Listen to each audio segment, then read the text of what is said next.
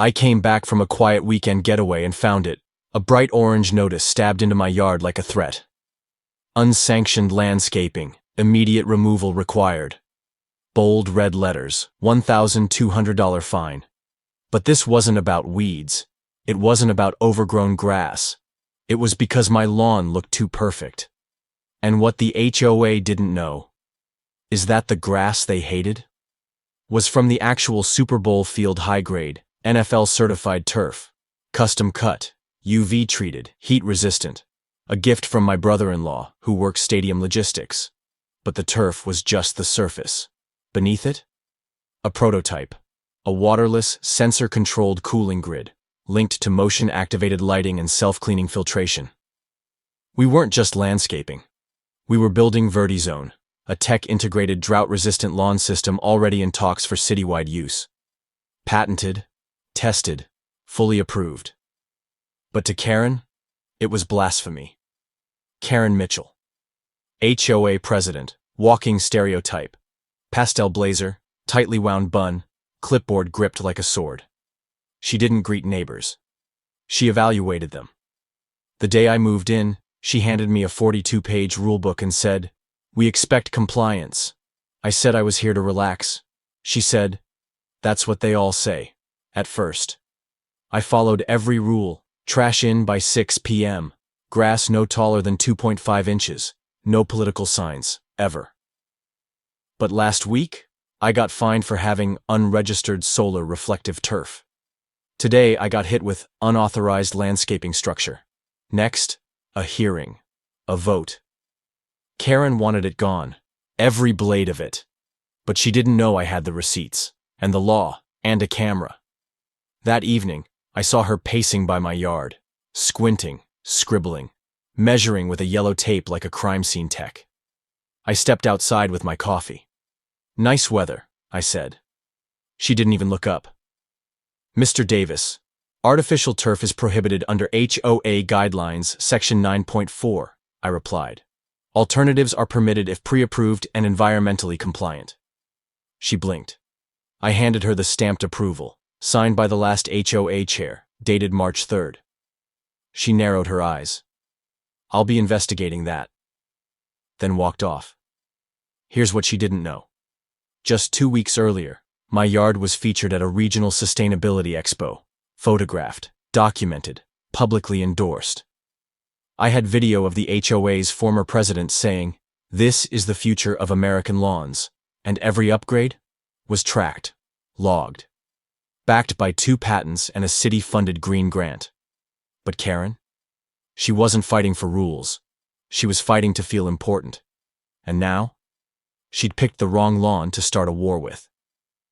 The next day, I received a second letter, this time hand-delivered. Formal HOA citation, pending vote for immediate removal. Apparently, Karen had scheduled a closed board session to vote on forcibly removing my turf, without me. The meeting was set for Friday night at 7 p.m.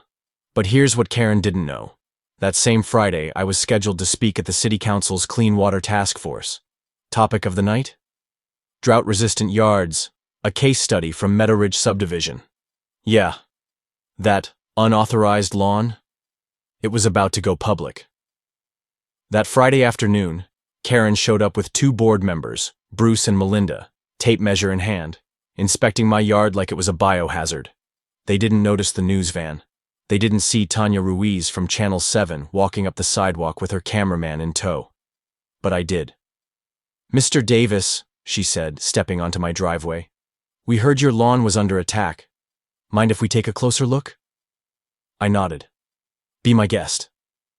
As the camera rolled, I explained the VertiZone system. No irrigation, no chemicals.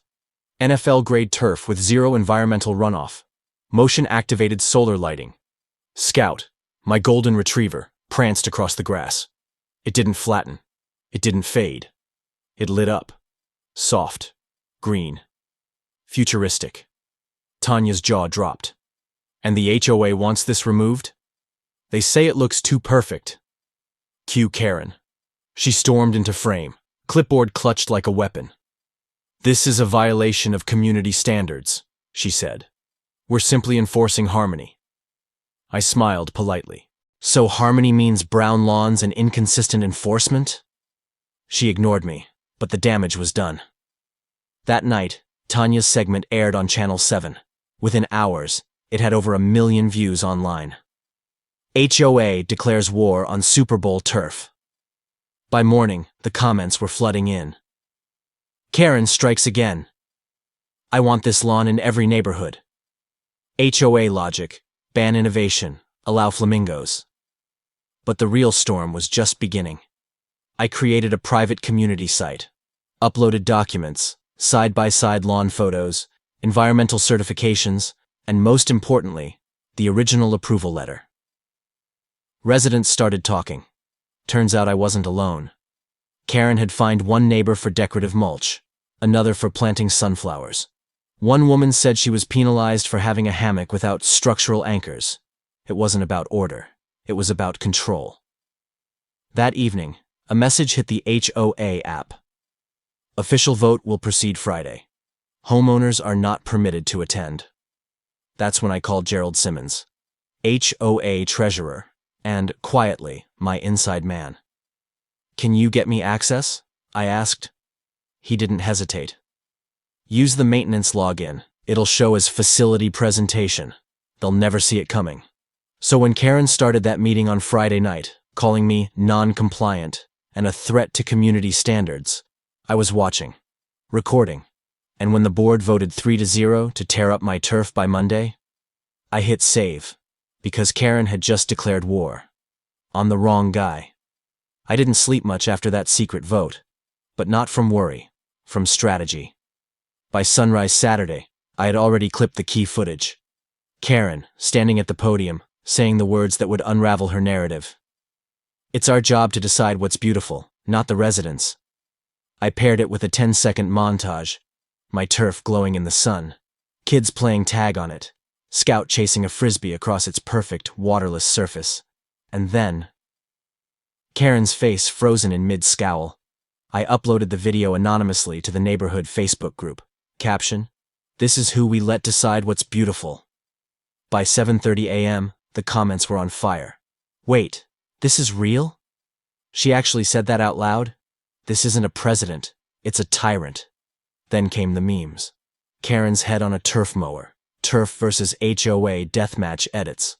My lawn photos with the tagline, more American than apple pie. I wasn't trying to stir chaos, but Karen had made the mistake of turning sustainability into scandal. And the neighborhood was finally paying attention. At 9 a.m., an official message hit everyone's inbox. Due to online misinformation, turf removal has been delayed pending further board review. I almost laughed. But what came next wasn't funny at all. Attached to the email was a document titled Statement of Concern. It had 7 resident signatures, supposedly calling for emergency action against unauthorized landscaping. But as I read through it, something felt off. 2 of the names, people who moved out last year, another, my own cousin, who doesn't even live in this state. They had forged names, forged them to justify the vote. I printed the list and walked straight to the HOA office.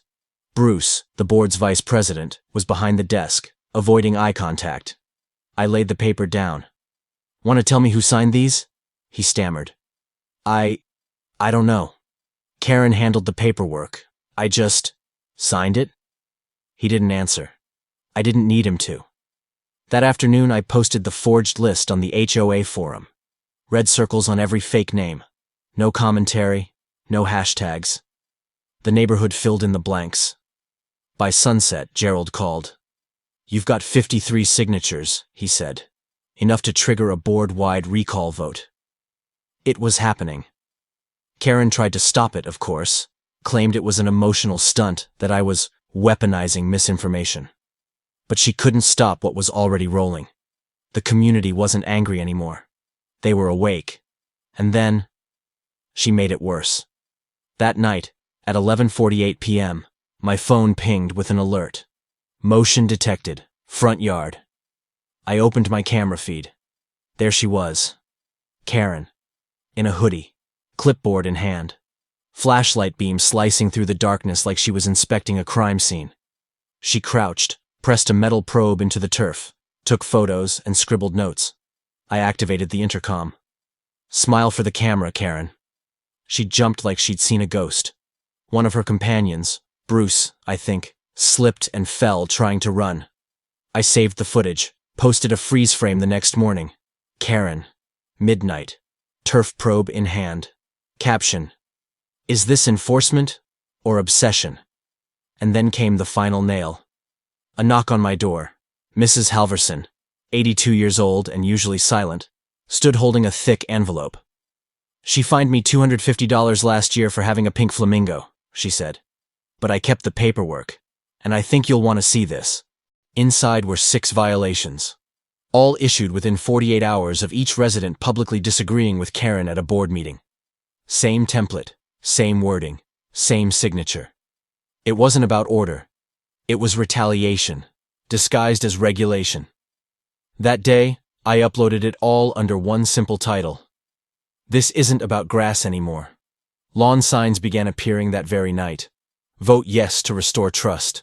"Real grass. Fake power." Karen's turf war ends here. She hadn't just lost the board. She'd lost the neighborhood. But deep down, I knew. Karen wouldn't go down without one last fight. The neighborhood was already shifting. People waved again. Chalk drawings appeared on sidewalks. The air felt lighter, but I knew better. Karen wasn't finished. She was just reloading. That became clear on Sunday night when I finally reviewed something I'd almost forgotten about. A routine system check buried inside Vertizone's diagnostics log. It flagged an audio file, recorded by the turf's ambient mics. Time-stamped, June 12, 7:42 p.m. Location: West Fence Line. I hit play. 2 voices. Karen's, sharp, clipped, unmistakable, and Bruce, her vice president, the one who had just quietly resigned. Karen: "He's making noise. Too much noise. We need to discredit him." Bruce: "Karen, it's legal turf. If we push this too far, it'll backfire." Karen: "Then go after his finances. Leak a complaint. Flip the narrative before he flips us." Bruce: "That's not how bylaws work." Karen: "Then rewrite them. Backdate it. Blame the old board. I don't care." Silence. Then Bruce again, quietly: "You're playing with fire." Karen's reply chilled me. "I started the fire, Bruce. Now help me burn it down." I sat frozen. It wasn't enforcement. It was premeditated. I copied the audio and paired it with drone footage from the HOA archives. Overhead shots of the neighborhood, peaceful and quiet. And over that calm image, Karen's voice whispering, "Flip the story before he flips us." I sent it directly to Tanya at Channel 7. Her reply came fast. "Do you have more?" Oh, I did. But this time I wasn't going to drop it all at once. I'd learned. This wasn't a sprint. It was a siege. So I waited. Monday morning, we called an emergency town hall. Not the board. United States. The residents. Legally, under Section 8.4.1, we had the right to hold a community session with over 50 resident signatures. We had 76. Karen tried to block the event, calling it unofficial, in a mass email at 3:15 a.m. But she couldn't stop it. By noon, the rec center was packed. Not a single blazer in sight. Just sweatshirts, dog leashes, and neighbors tired of being afraid to paint their fences. Gerald opened the session. "As former HOA treasurer," he began, "I've stayed silent. But I've seen things. And it's time the truth came out." Then he stepped aside. And I stepped up. I didn't bring notes, just a flash drive. I plugged it in. The room dimmed. A single line glowed across the screen. "Karen, behind the lawns." I pressed play. Karen's voice filled the room. "Flip the story. Backdate it. Make it legal." People gasped. Mrs. Rodriguez buried her face in her hands. Mr. Chen shook his head in disbelief. When it ended, I asked one question. "How many of you received a fine that felt personal?" Hands went up. All around. That's when Dan Holloway stood. "You remember Derek's cousin? He had been HOA secretary 2 years ago, resigned out of nowhere." He held up a manila folder. I quit when Karen told me to lose documentation for the vote on backyard structures, he said. I thought I was protecting the board. Turns out I was protecting corruption. He opened the folder. Inside, original minutes, real timestamps, paper trails that exposed forged approvals and budget reclassifications. By the time he was done, no one could pretend it was isolated. Karen hadn't just bent the rules. She'd built an entire maze around them. At 6 p.m. that night, Karen sent a neighborhood-wide email. This meeting was unlawful, she wrote. These accusations are slander. Attached, a photo of my lawn, circled in red. Caption, still out of code. But the next morning, a county inspector showed up at my door, not from the HOA, from the actual city. Apparently, Karen had filed an anonymous complaint claiming the turf posed a toxic mold risk. I handed the inspector the certification papers. NFL grade, heat tested, eco-rated. He raised an eyebrow and smiled. This stuff's cleaner than half the sod at City Hall. He left laughing. Karen's latest attempt to weaponize bureaucracy had failed. But that night, my daughter handed me something that stopped me cold. A petition, taped to our garage, not from me, from the neighbors. Resolution 14. A. Call for full board dissolution and fresh elections. 88 signatures. It was happening. Not just votes. A movement. The system Karen built was crumbling under its own weight. But as I watched the ink dry on those signatures, I felt it. We weren't out of the woods yet. Karen still had one card left, and I had a gut feeling she was saving it for the recall. I should have known she wouldn't go quietly. The recall was days away. The vote was secured. The people were with us. But Karen wasn't built to lose. The strike came at 7:43 a.m. on a Thursday. A knock on the door. Sheriff's deputy. Neutral face. Badge, clipboard, envelope. You've been served. Inside? A lawsuit. Karen Mitchell, former HOA president, was suing me for defamation, emotional distress, unlawful surveillance, and for inciting a hostile campaign against her. 27 pages of carefully crafted venom. In bold red at the top. Damages sought. $250,000. My hands didn't shake. Not because I wasn't angry, but because I'd seen this coming. Control wasn't about rules to Karen. It was about consequences. And now, she was building her final weapon. Not with votes or clipboards, but with courtrooms and headlines. Nathan, my lawyer, read the packet in silence. She's bluffing, he said eventually. But it's not a small bluff. If this hits district court, she could drag you through months of legal hell. It's not about winning. It's about grinding you down. Can she make it stick? I asked. He pulled off his glasses. If we don't move fast, maybe. But I'd come prepared. I pulled out the folder I'd built for this exact moment. The demolition order. Illegally dated. The letter from the previous HOA chair approving the turf project. The audio recordings. The board minutes. And then, the receipt from the NFL turf supplier, stamped, certified, and publicly filed. I laid them all out. Nathan exhaled. You're not just going to beat this, James. You're going to bury her. Still, the timing wasn't an accident.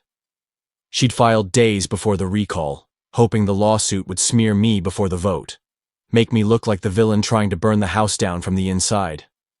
But the neighborhood? They were smarter than that now. That afternoon, I stepped outside and found sidewalk chalk hearts on my walkway, drawn by the Wilson kids, the ones Karen once fined for vandalism. A few houses down, the retired couple who'd once been too afraid to speak up were replanting their rose bushes. Unauthorized flora last year, now blooming in peace. Neighbors waved again, not with pity, with resolve. But Karen wasn't finished. Sunday night, there was another knock. This time, it wasn't legal. It was personal. Gerald, Bruce, Mrs. Halverson, even Derek, Karen's former security guy, stood behind them, arms crossed. Gerald stepped forward. We've secured a neutral venue, he said. The library, public meeting room, fully recorded. He handed me a clipboard, a final petition, 114 signatures, Enough to call the recall vote. "This is real now," Gerald said. "We're taking it public. No more secrets." The room at the Meadow Ridge Public Library was packed on Monday night. No ties, no staged speeches, just folding chairs, coffee thermoses, clipboards. Karen arrived late, dressed in blinding white, flanked by her lawyer, face frozen in a PR-trained smile. She looked more like a politician than a neighbor. Gerald opened the session, hands slightly shaking as he read the motion. A vote to remove Karen Mitchell from all current and future HOA leadership positions and dissolve the Legacy Board effective immediately. Karen stood and read a prepared speech, polished, measured, full of phrases like community stewardship, unified vision, and protecting our property values. But not once did she say the word truth. Not once did she mention what she'd done. I stood next. No speech, no emotion, just evidence. Slide 1. The illegal demolition order. Slide 2. The forged complaints against me with mismatched addresses and falsified names. Slide 3. The voice recording of Karen coaching Bruce to flip the story and backdate rules. I let the room sit in silence.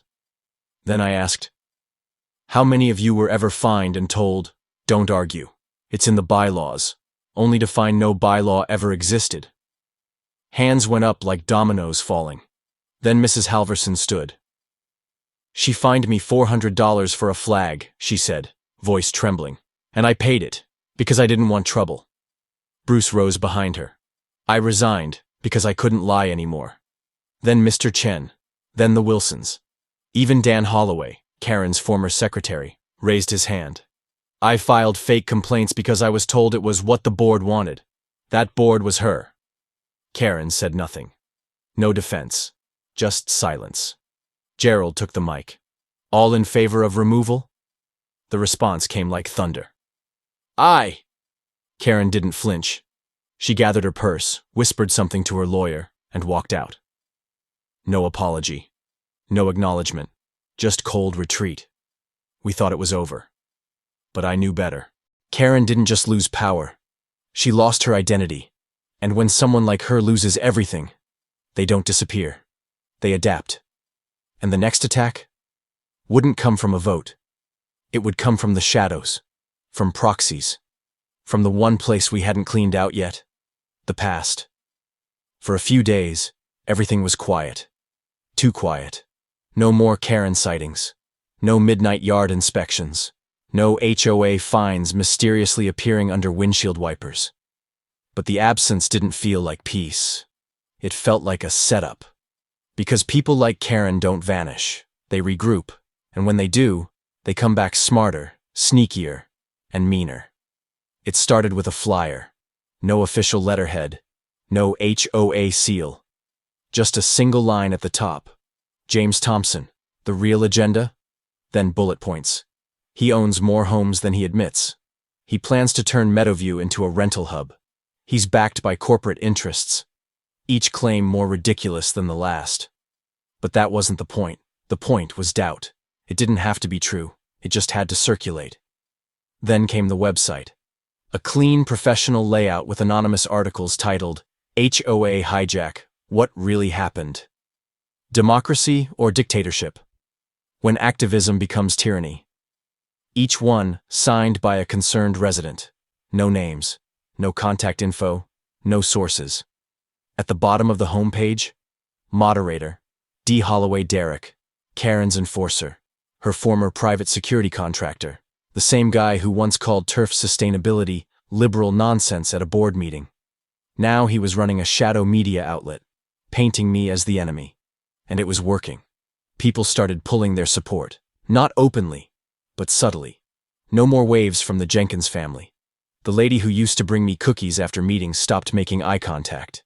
And then, the county got involved. An official letter landed in my mailbox. Notice of property review, suspected irregular acquisition practices. It was absurd. I'd bought 2 lots legally, filed everything properly. But someone had submitted a petition. Anonymous, of course.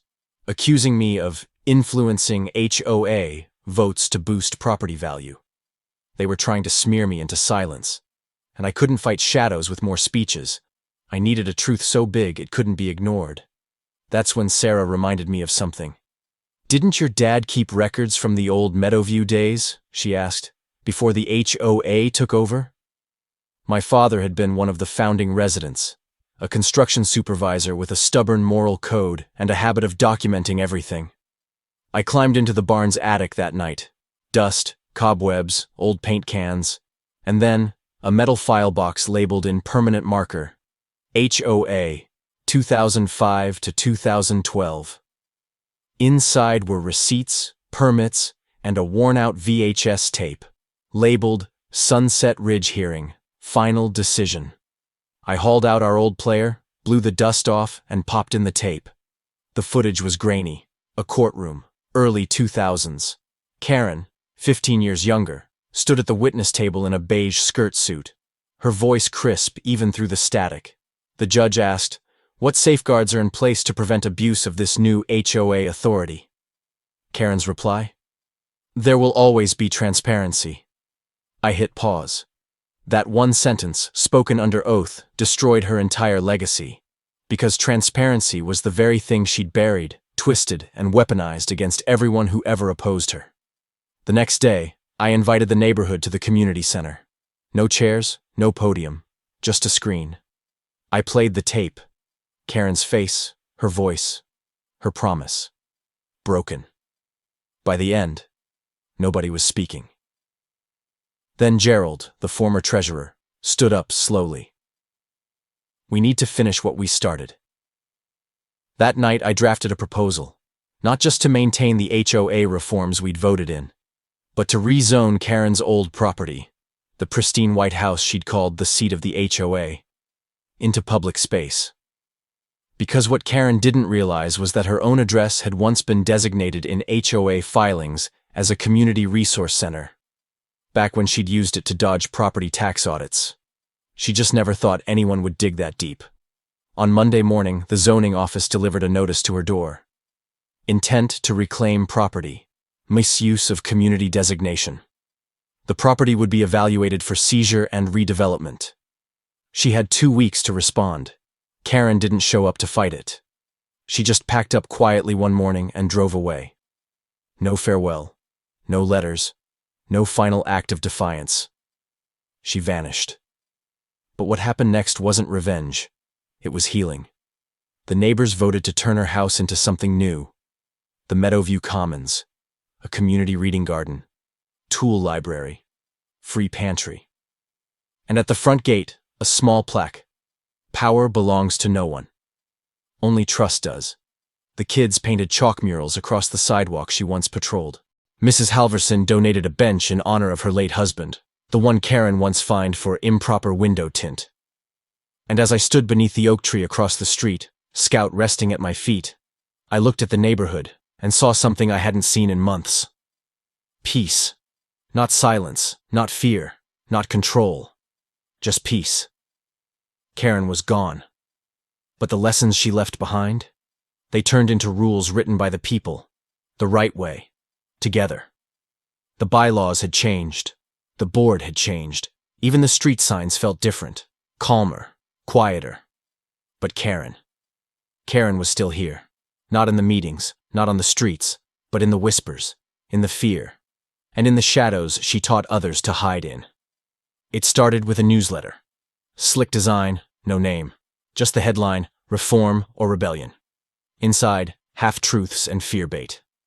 Some say we're safer now. Others say we're exposed. Then came the podcast. A new voice. Male. Calm. Calculated. The Meadowview Mic. Weekly episodes criticizing radical leadership and anti-tradition sentiment. The host never used his name, but his script? It read like Karen had written it herself. Then came the rumors. That I was building a political machine, that I had sold our data to lawn care companies, that I was turning HOA influence into personal profit, and worse, that the garage demolition had been staged from the beginning, that I wanted it to happen, to trigger sympathy and take control. It was insane, but people believed it, because lies are louder when you wrap them in doubt. One morning, I found a box on my doorstep, no label, no note.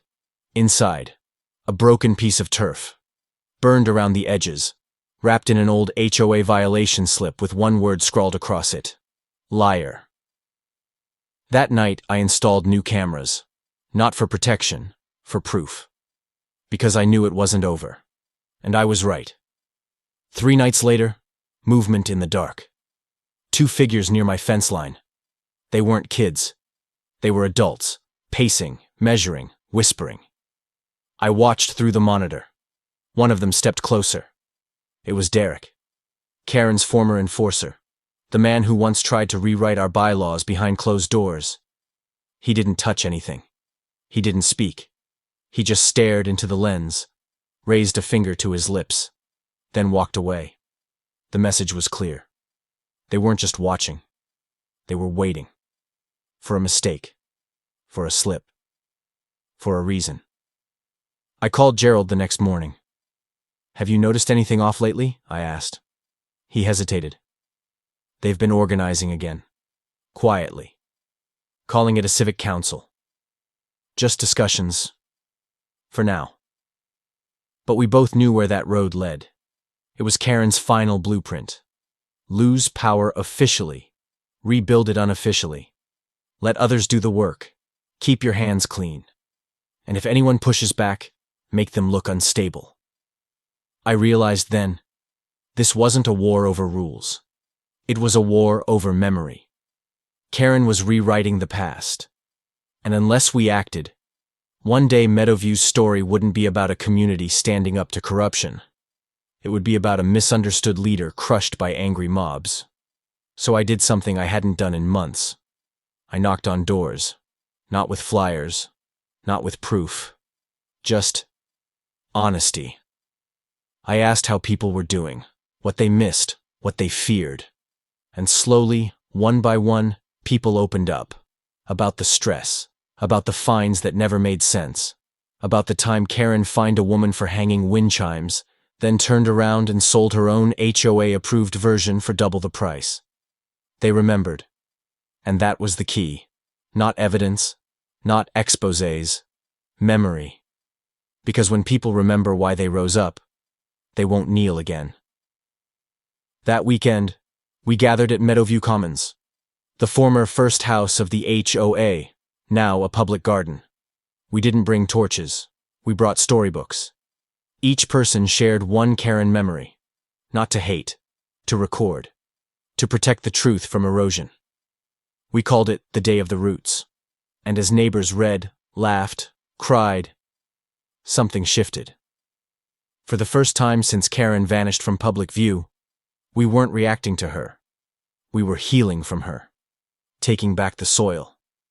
By Monday, the podcast stopped, the flyers disappeared. And Derek? He was never seen again. But even if he returns, even if Karen tries another comeback, it won't work. Because the difference now? We're not afraid of the rules anymore. We're the ones writing them. Together. And Meadowview? It's not perfect, but it's real. No more shadows, just sunlight. And the sound of children laughing on a lawn no one can find them for.